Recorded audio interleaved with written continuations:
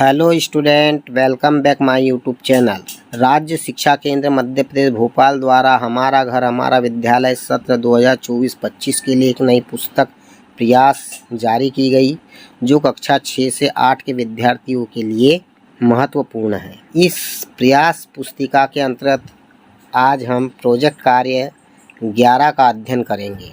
Project कार्य 11 है, अपने माता पिता या बड़े भाई बहन की सहायता लेकर आपके आसपास पाए जाने वाले 20 जंतुओं की जानकारी सूची अनुसार एकत्र कर लिखिए।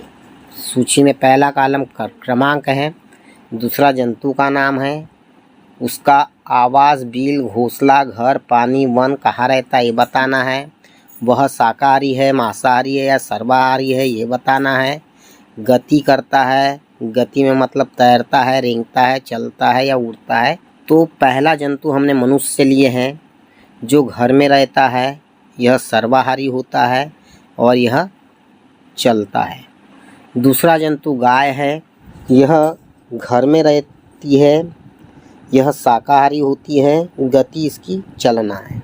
तीसरा जंतु मछली लिए हैं, जो पानी में रहती है, यह सर्वाहारी होती है, यह तैरना। अगला हमने लिए है जंतु चिड़िया, यह घोंसले में रहती है, शाकाहारी होता है, उड़ना और चलना। अगला जंतु है कुत्ता, यह घर में रहता है, सर्वाहारी होता है और इसकी गति होती है चलना। अगला हमने लिए है चूहा, जो बिल में रहता है, यह शाकाहारी होता है और ये चलना। अगला है मगरमच्छ, यह पानी में रहता है, मांसाहारी होता है और ये गति करता है तैरना। अगला है बकरी, यह घर में रहती है, शाकाहारी होती है और गति है चलना।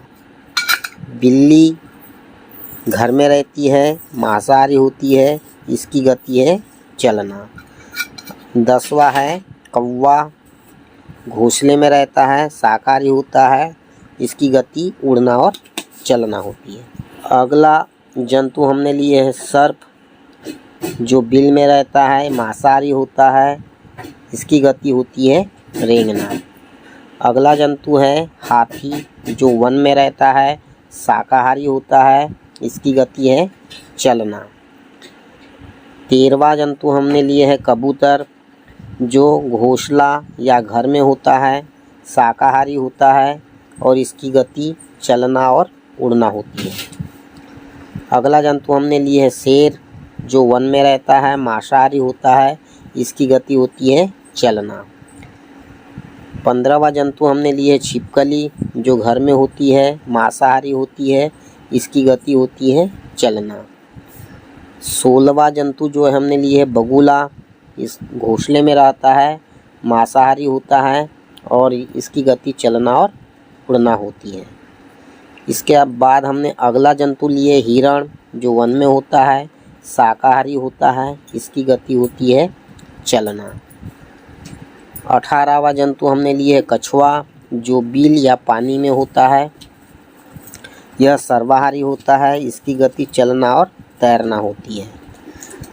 19वां जंतु हमने लिए है मुर्गा, जो घर में होता है, सर्वाहारी होता है, इसकी गति होती है चलना। 20वां जंतु हमने लिए है बाज, जो घोंसले में होता है, मांसाहारी होता है, इसकी गति उड़ना और चलना होती है। अगला सवाल है, निम्न विशेषताओं के आधार पर पौधों एवं जंतुओं में होने वाली क्रियाओं का वर्णन कीजिए। होने वाली क्रिया का नाम है श्वसन।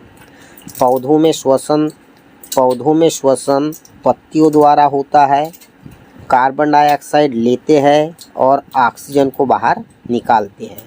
जंतुओं में श्वसन क्रिया फेफड़ों के द्वारा नाक के माध्यम से होती है, ऑक्सीजन लेते हैं और कार्बन डाइऑक्साइड छोड़ते हैं। दूसरा है उद्दीपन के प्रति अनुक्रिया। पौधे उद्दीपन के प्रति अनुक्रिया दिखाते हैं, जैसे कुछ पुष्प दिन में खिलते हैं तो कुछ पुष्प रात्रि के समय खिलते हैं।